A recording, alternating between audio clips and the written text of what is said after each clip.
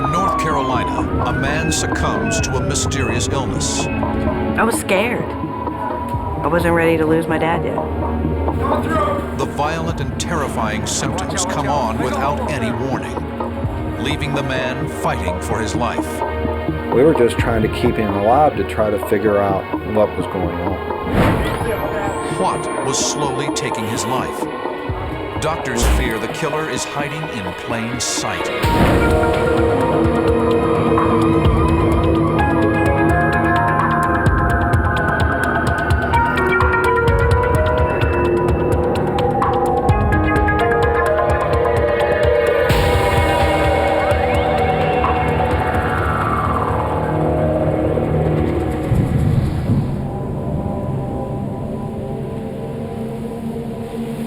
November 1988. Reverend Dwight Moore and his fiancée, Blanche Taylor, are to be married in a few weeks. September. Well, what else do we have to do? But something is terribly wrong with the Reverend. Honey? It hits him suddenly and is unlike anything he's experienced before. Please pull over. You're scaring me. No, you don't look okay. A bout of nausea and dizziness comes on hard and fast. You don't look too good. No, you don't look okay. His vision blurs. No. Dwight, that's enough. Searing pain steals his breath. Well, please, pull over. A wave of vicious nausea clenches his stomach.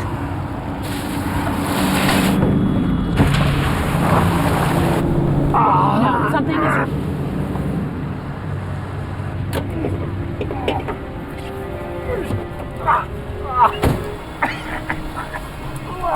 And Reverend Moore vomits blood. Wait, we gotta get you dog. Come on, we gotta get you. Blanche rushes her fiancé to the emergency room at Alamance County Hospital. I need a doctor or nurse. Wheelchair, doctor, get the doctor. Please, right away, please. Chair. Come on. The pain by this time was just so intense. I don't know how one could suffer more intense pain than the cramps and nausea that went along with that. Reverend Moore's daughter remembers getting the call. We were just worried about him and that we just needed to find out what the problem was so we could get him better.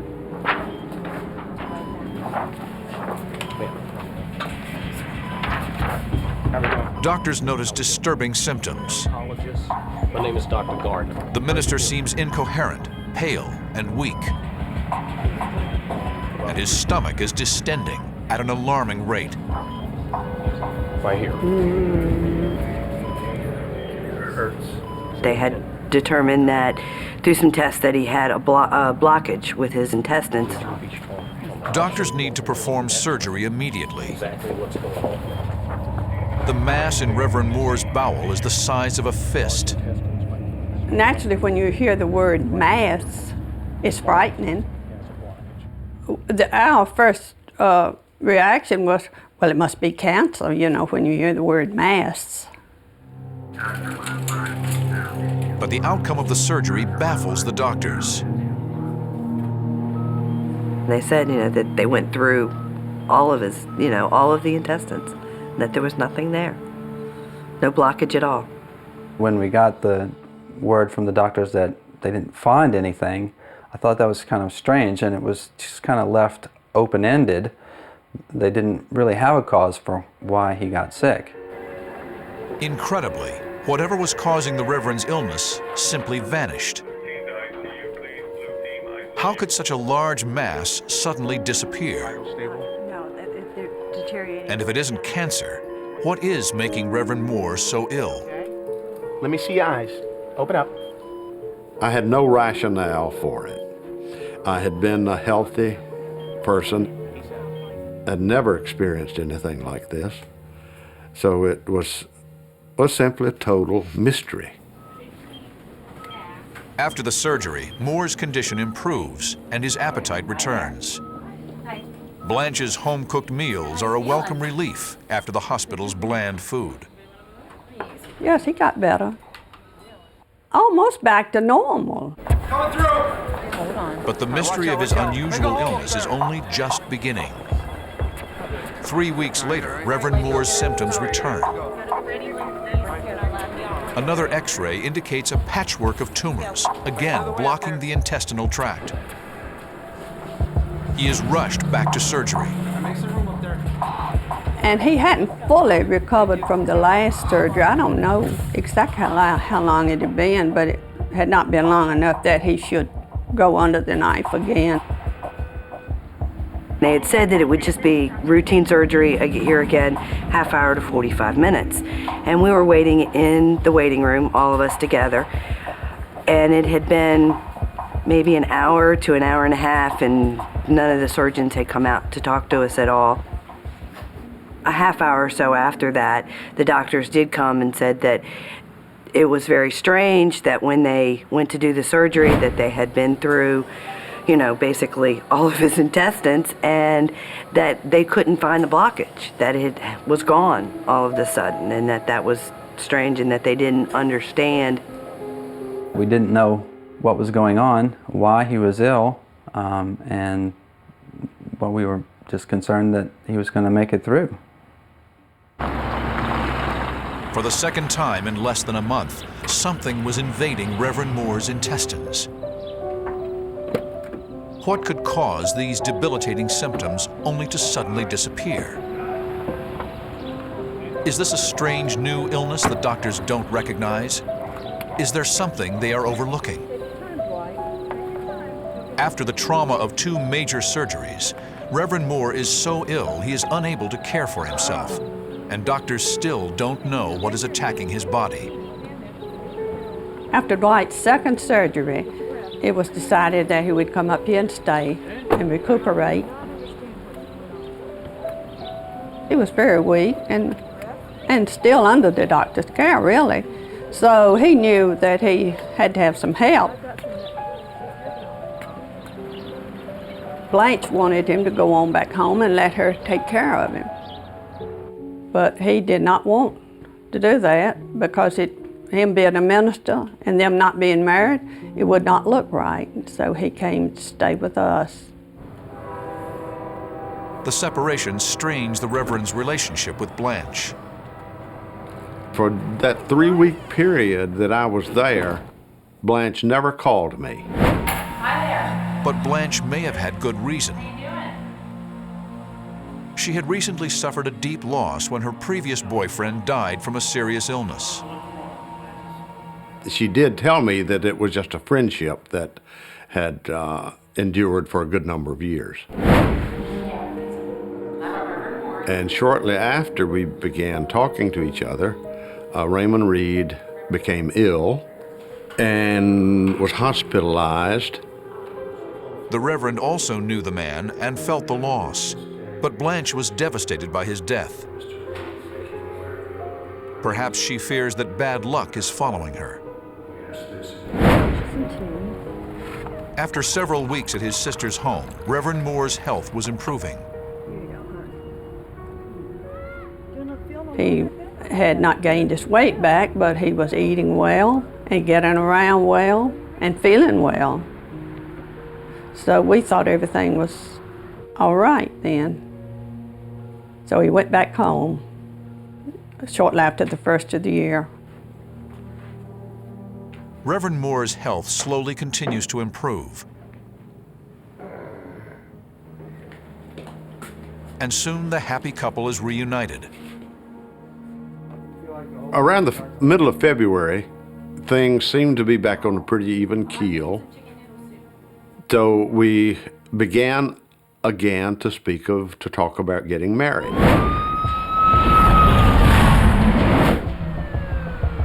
But everything is not all right. The mysterious symptoms return once again.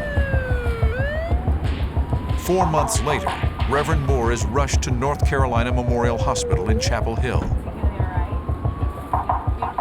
I receive a telephone call from Blanche very late, and she says that he's quite ill and that I need to come to Chapel Hill Memorial Hospital. and that I needed to come rather quickly. Dr. Jonathan Soroti, a third-year resident in internal medicine, inherits the puzzling case. We went back and looked at the notes from Alamance County, and it was perplexing to us that he had been healthy up until the fall of that previous year. That he then had a long period in the winter where he did reasonably well, and now again came back in the spring with the same type of problem. Is Reverend Moore's mysterious illness tied to the seasons? Or is something more sinister slowly killing him? For months, the case has mystified doctors. Now, one thing is clear. They must solve the mystery, and fast, or Reverend Moore may die. In May 1989, Reverend Dwight Moore is rushed to North Carolina Memorial Hospital with a mysterious illness doctors are unable to identify. I called a girlfriend of mine who's a nurse and had her call down to Chapel Hill Memorial, and she immediately called me back and said, "You need to leave now," that it was that bad. For the past 7 months, Moore has suffered a series of unexplained attacks. Mysterious and sudden bouts of nausea and vomiting have racked his body and threatened his life. As doctors search for the cause of the mysterious illness, his wife Blanche has remained faithfully by his side. The two had only been married for a month when the attacks resumed. He was sick but stable when he first arrived. At the time he was talking, he could walk, he could eat. When Dwight was in Chapel Hill, I had a lot of confidence in the doctors down there, and I felt like they was going to get to the bottom of what it was because he had always been so healthy. I couldn't imagine why he would suddenly develop this condition that nobody could fix. Dr. George Sanders takes a full medical history. He said that he kept on having bouts of nausea that would wind him up in the emergency room. Moore explained that his condition had improved steadily throughout the winter. By spring, he'd resumed duties as minister of his local church. He had also felt healthy enough to visit his son in New Jersey. It was Doug Moore's first visit with his new stepmother. She was a very energetic, bubbly person. I thought she was going to be really good for Dad. He's always been kind of more sedate, low-key, and I thought this is pretty interesting. They're kind of different personalities, so this would be good for Dad, kind of, energize him some. But days later, the strange symptoms returned. We returned home. The next day, I began working in the yard, feeling great. Blanche. And within hours, I became, I think, as sick as I had ever been. It was a very brief period after eating lunch that I became sick.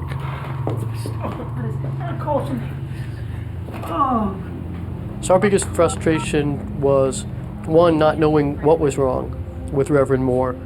Two was going back and looking at his evaluation and knowing that that's exactly what we would have done. Blood tests are negative, urine is negative. And so at that point in time, it became difficult to figure out what we could add or do differently that wasn't done previously that could help figure out what was wrong with him. What is attacking Reverend Moore's body so viciously? He was obviously septic.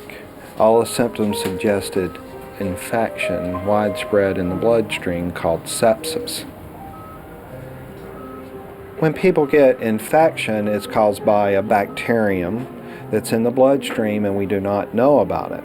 Now, there are times when you have sepsis that has been caused by some other process, such as chemotherapy causing the white cell count to go low, and then the person comes in with infection.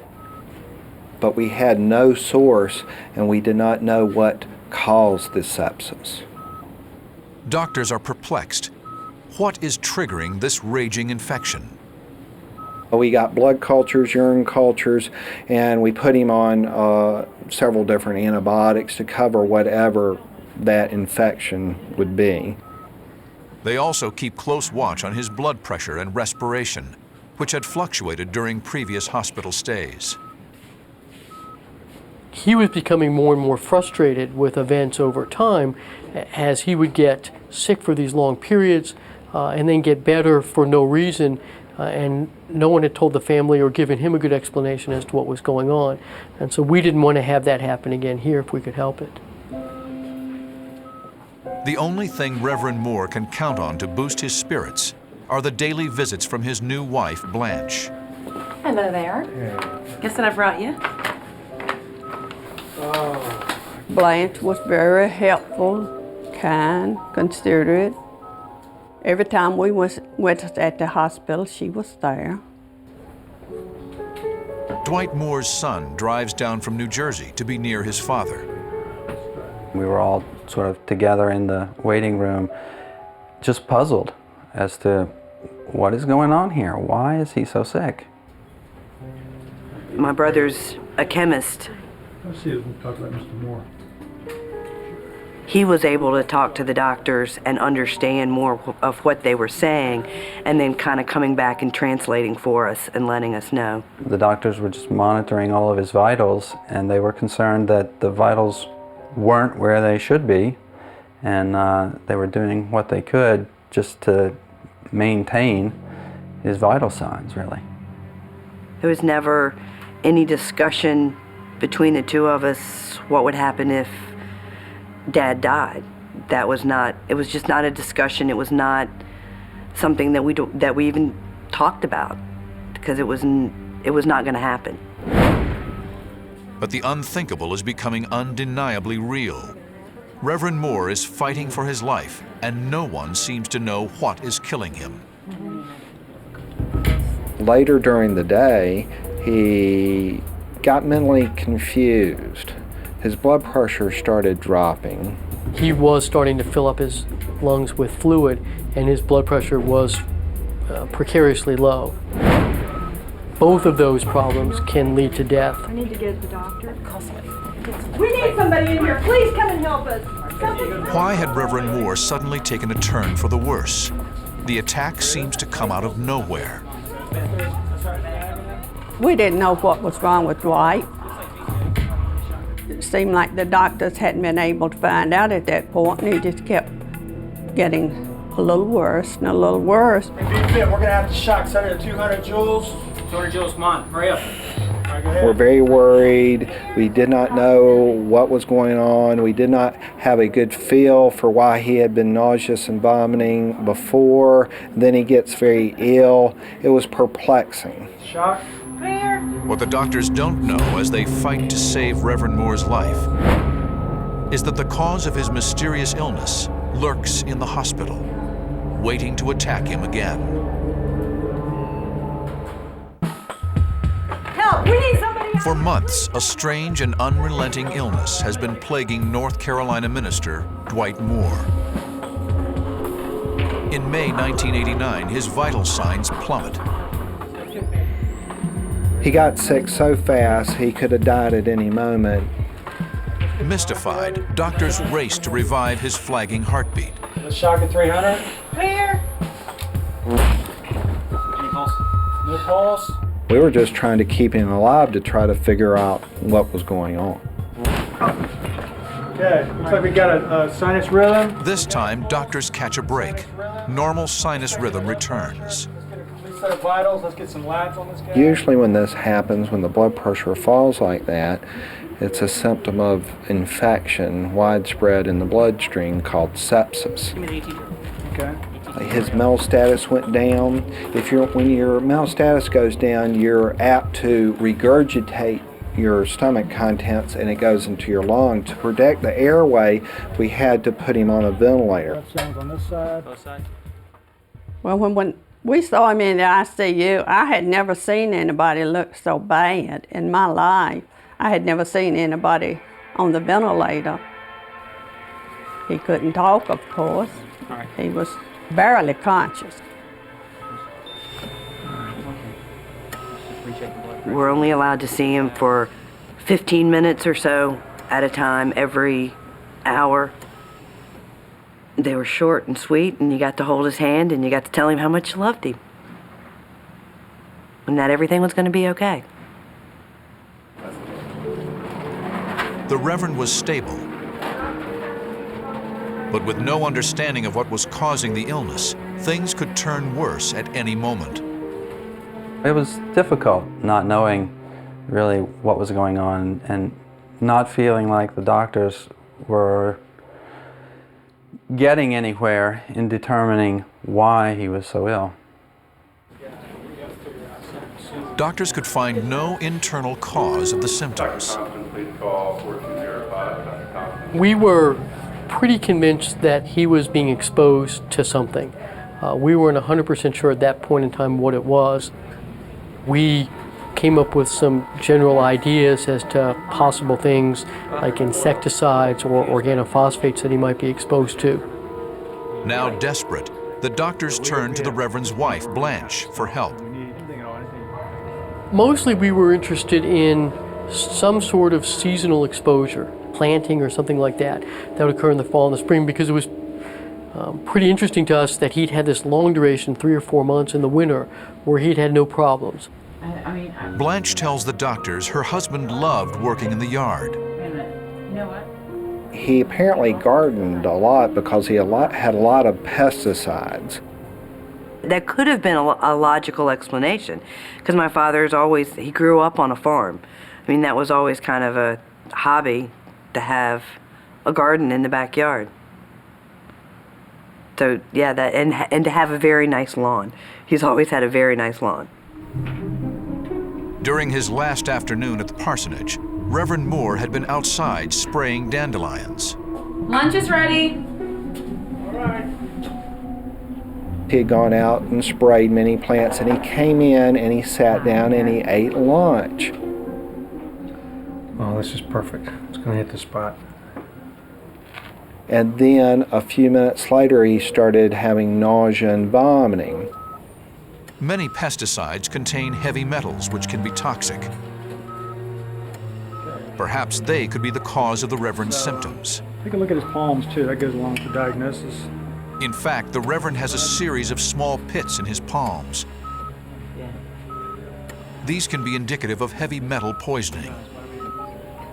Dr. Schrody and other members of the team thought that we should get a heavy metal screen and see if there was any exposure in terms of lead, arsenic, or mercury exposure. And also they asked me to call the toxicologist at Chapel Hill and discuss the case with him. Is he using any kind of protection whenever he's... Finally, they have a strong lead. I mean, not that I know of. I'm trying to figure out what he... Could Reverend Moore be inadvertently poisoning himself? Okay. Okay. The toxicologist told us that there were a large number of chemical compounds that were used in North Carolina to specifically kill certain types of pests or on lawns as fertilizer. We asked Blanche, his wife, initially to bring in all of the chemicals and other solvents and compounds that they had in the house to verify that he was not accidentally poisoning himself at home. Doctors plan to compare chemical levels in his blood with those products found at the house. You still sitting right there? 72%. Where's the other piece? But the clock is ticking. It will take several days for the results of his tox screen to come back from the lab. Days the Reverend might not have. Whether he was going to live through this infection wasn't clear. He was quite ill, and so he needed a significant amount of support during that time. Eventually, Moore's respiration improves. Doctors take him off the ventilator. Then Blanche offers another important clue. At that point, she started telling the doctors about that he had been eating a lot of grapes. And that was long about the time that there had been some poisoned grapes. And she suggested that it might come from the grapes he ate. The FDA had recently banned the sale of all fruit coming from Chile after detecting cyanide on grapes exported from the South American country. The tainted grapes were found to be an unusual, though isolated incident. But was it? 2 more days pass, and the tox screen results are still not in. The waiting was the most stressful, sitting in the waiting room and not knowing. I was scared. I mean, at that point, I was really scared and worried. Then, on May 13th, blood cultures came back positive for Staph aureus. Staph aureus can cause low blood pressure, low urine output, and all the signs and symptoms of sepsis. We then thought we knew what was going on. the bacterial infection is very common and can come from a variety of sources. It could explain the mysterious symptoms.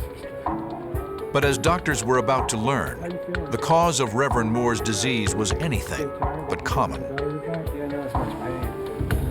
And then I get a phone call, and it's the toxicology lab.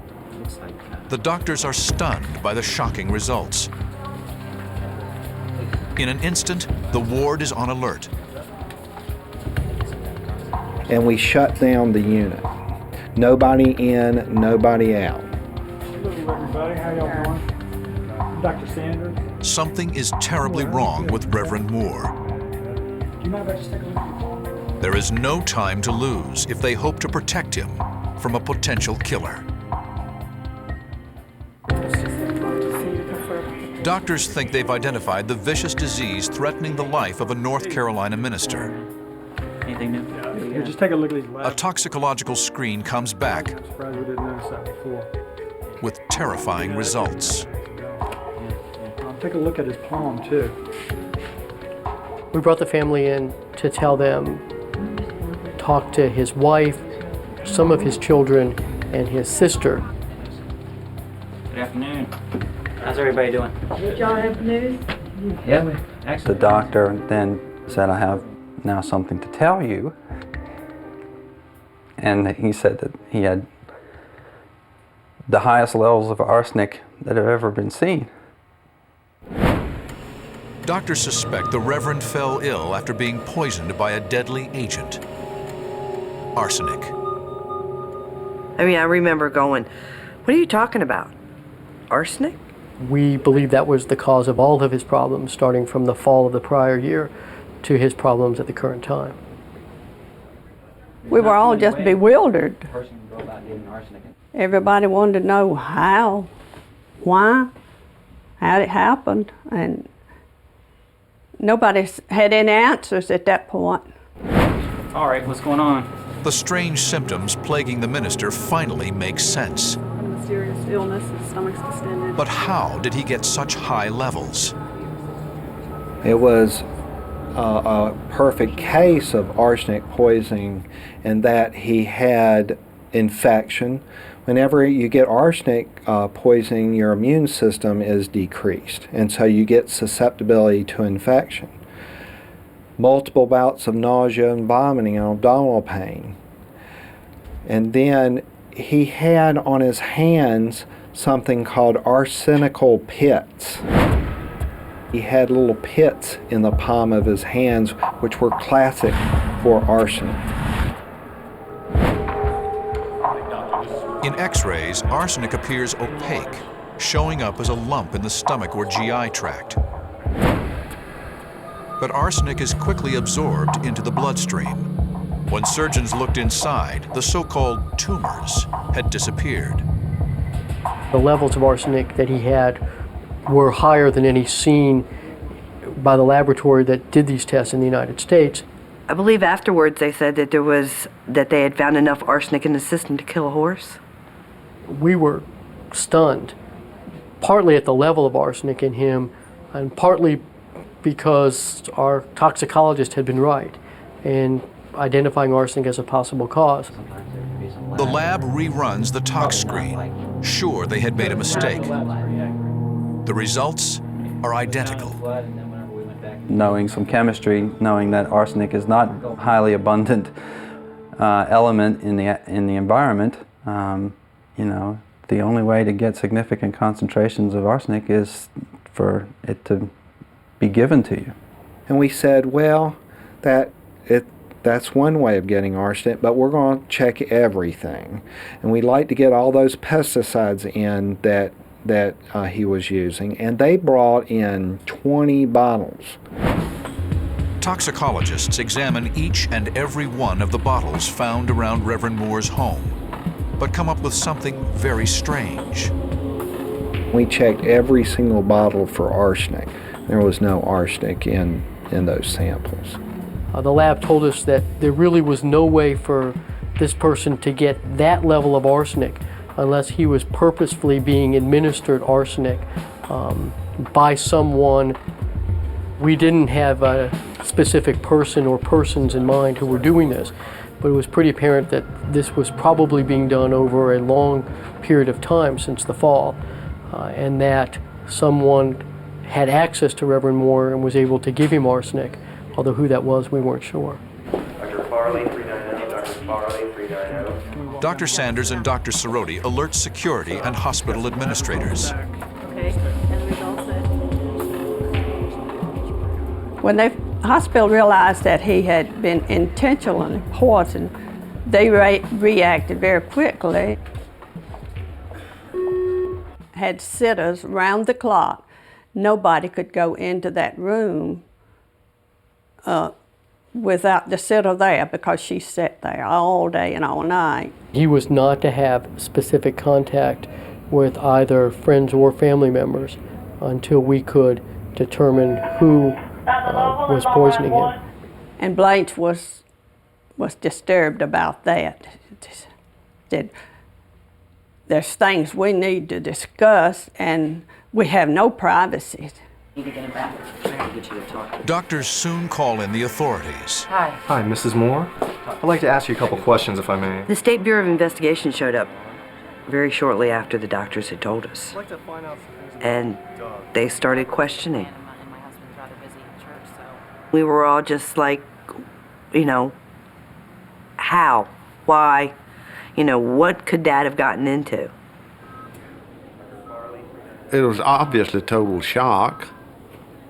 In that kind of situation, acquaintances are the immediate suspects, somebody who has a relationship with you.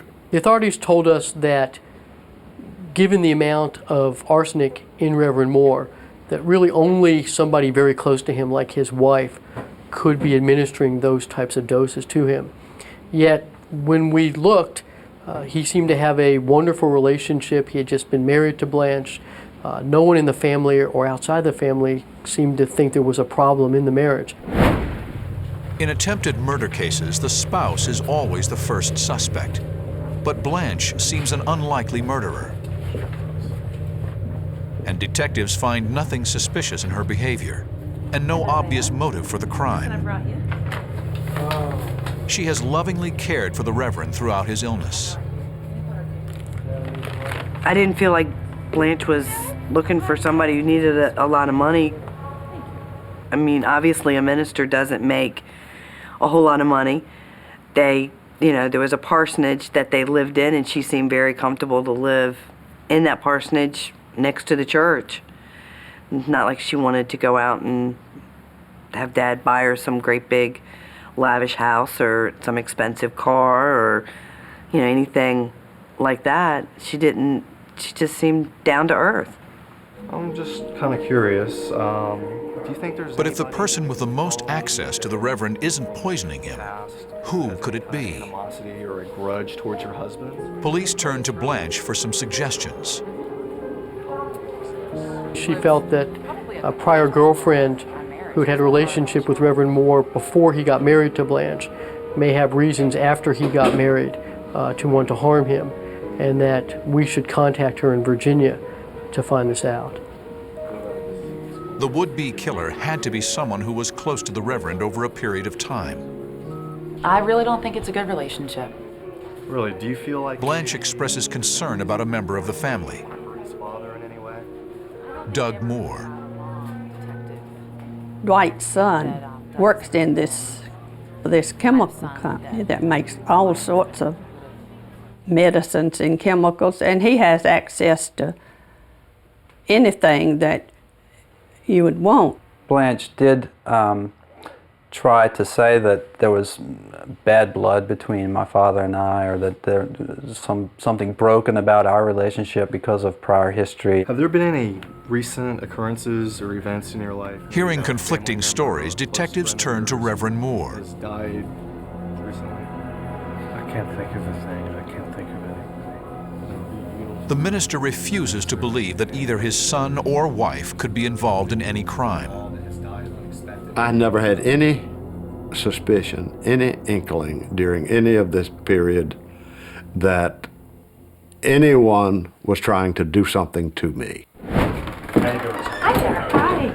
Nice to He tells detectives about a pleasant trip that he and his wife took to visit his son just weeks before. How are you?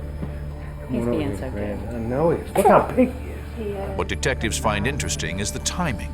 Shortly after his return home, the attacks began anew. You did a good job, guys. The days that follow are tense for the Moore family. Suspected by both hospital staff and law enforcement, they know their every move is being watched. And while the discovery of arsenic was a triumph for doctors, there still remains a significant challenge: getting the toxic substance out of his body. Chelation therapy is the only effective treatment for arsenic poisoning. Hey, how are you, Mr. Moore? In the treatment, ions injected into the blood hunt down arsenic, bind to it, and attempt to flush it from the body. Too much arsenic in your system. It's better to go ahead and do this. Take whatever risk. The treatment can be notoriously painful. We felt quite sorry for Reverend Moore, who by that time was becoming sicker and sicker, and it was clear that this was predominantly due to arsenic poisoning. He was developing problems walking, he was developing problems with balance. He also reports a tingling in his feet and lower legs, nerve damage that strikes patients in the last stages of arsenic poisoning. Doctors had solved the medical mystery, but has the solution come too late for Reverend Moore? You have a feeling of helplessness, that you can't do anything to help except a lot of prayers. Why don't we say a personal prayer? One Sunday afternoon, Blanche wanted us to go down into the chapel, and then she prayed this beautiful prayer. And I remember particularly one thing she prayed. She didn't want to be selfish just praying for Dwight. She wanted to pray for all the other patients in the hospital. As Reverend Moore's family stands vigil, they are plagued with one question: who would want to hurt him? We wondered where it came from, and each one of us looked at the other one questioning, what's going on, what's going on? I look at the situation and have to ask, well, who has access to Dad? Who's closest to him? And there was really only one person that I knew of. I knew it wasn't me. I knew it wasn't my brother. We were all feeling that there had to be, here again, a logical explanation for the arsenic. I mean, who would want to hurt my dad? The answer to that question will continue to elude doctors and detectives. I have any more questions? But then they uncover a story even more terrifying than anything they imagined. Reverend Dwight Moore struggles for his life as doctors fight the effects of a massive dose of arsenic poisoning. Now that doctors have discovered the mysterious illness killing the Reverend, one question remains. Who was trying to kill him, and why? Okay. You're telling me. Investigators contact the prosecutor's office, alerting them to the difficult case in progress. Okay, so she was married that weekend. Tracking a clever killer using poison would not be easy. The psychological profile of a poisoner is not unlike maybe a bomber, in the sense that in poisoning, the perpetrator does not have to confront the victim. They can be kind and loving toward the victim. The victim may think that the person is helping him. It is their caretaker or their nurturer, their nurse, whatever. It's a crime that we see usually committed by women, because women usually don't like to confront people aggressively and physically. Typically, poisoning is a crime that involves a great deal of calculation and thought.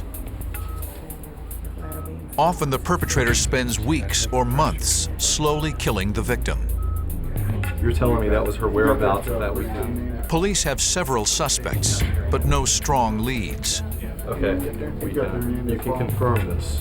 One suspect is ruled out early. Out of town. Moore's ex-girlfriend lives in Virginia, and witnesses there can account for her whereabouts for the past few months. Have there been any recent occurrences or events in your life, maybe? A chance recollection, however, suddenly breaks the case wide open. Recently? The question that I remember answering was, do you know of anyone of Blanche's acquaintance that has had an unusual illness or died under mysterious circumstances? Raymond Reed died of a diagnosis of Guillain-Barré syndrome.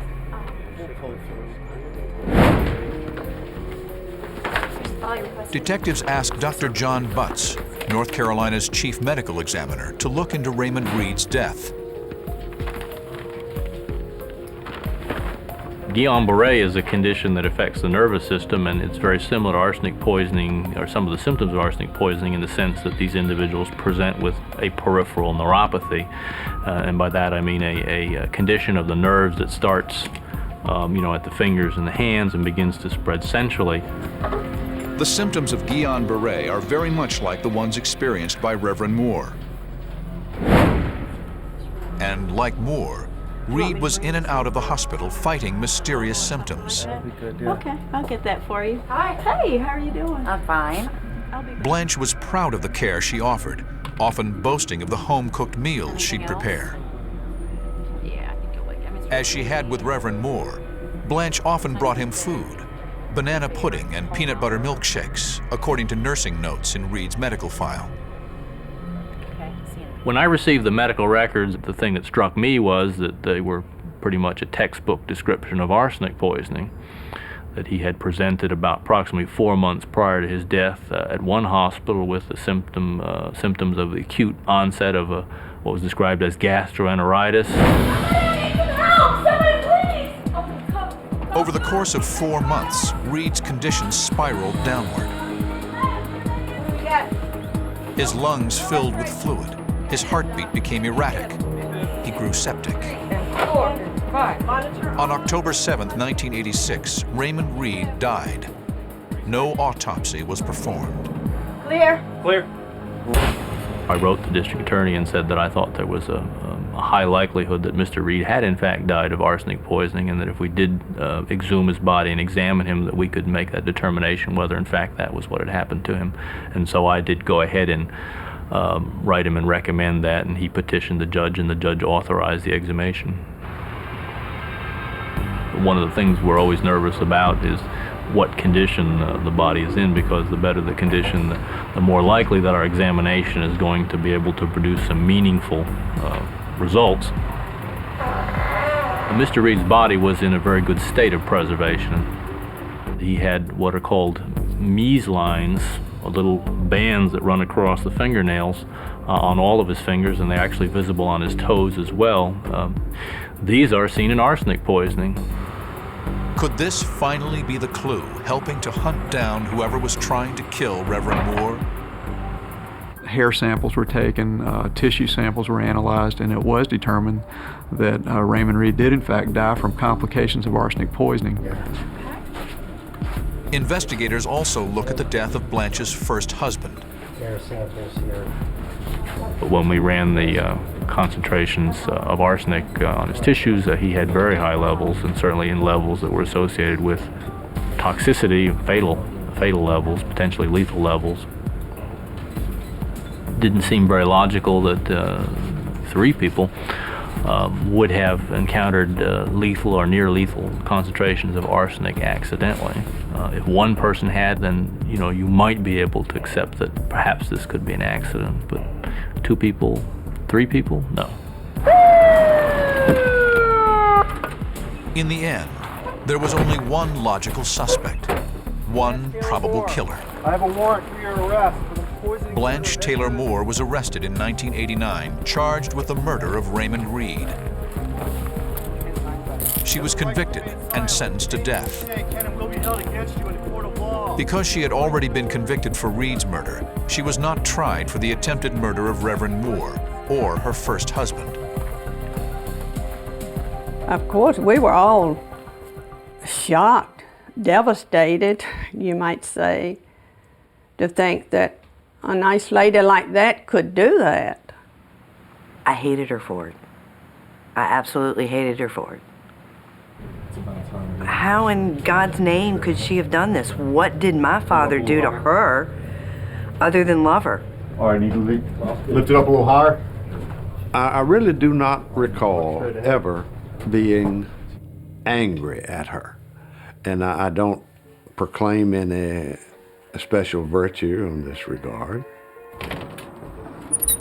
Reverend Dwight Moore survived his ordeal, but he is not entirely free of it. Almost 20 years later, he still suffers from permanent nerve damage to his legs and has little sense of touch in his hands. My feelings more than anything else, I think, are simply sadness. Sadness that it happened, sadness that her life was so messed up. Investigators theorized that Blanche may have begun poisoning Reverend Moore in the same way she murdered Raymond Reed, with home-cooked meals. Potato soup, milkshakes, puddings, sandwiches, all were spiked with toxic drops of arsenic, most likely coming from a bottle of ant pesticide. She killed Raymond Reed for money, convincing him to name her as the beneficiary of his life insurance policy. Her motive for alleged poisoning of Reverend Moore may never be clear. Lunch is ready.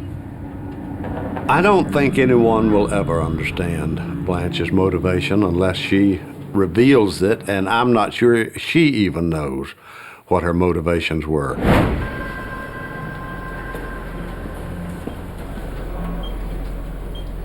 Investigators also believe Blanche must have continued the poisoning inside hospital walls. I brought you some homemade pudding. That could explain the sudden, unexpected relapses that mystified doctors and brought Reverend Moore to the brink of death. How's that? All right, look straight ahead. She is capable of loving and hating someone at the same time. She's capable of marrying someone and toasting them with champagne with one hand and sprinkling arsenic in the same glass with the other, and not see any contradiction in that. Today, Reverend Moore is remarried and pastor of a small country church in Virginia. How he was able to survive a record dose of arsenic remains a medical mystery. I had so much arsenic in my system that by all rights I should be dead. So I'm obviously grateful to God and felt as I recovered that there has to be some reason that my life was spared.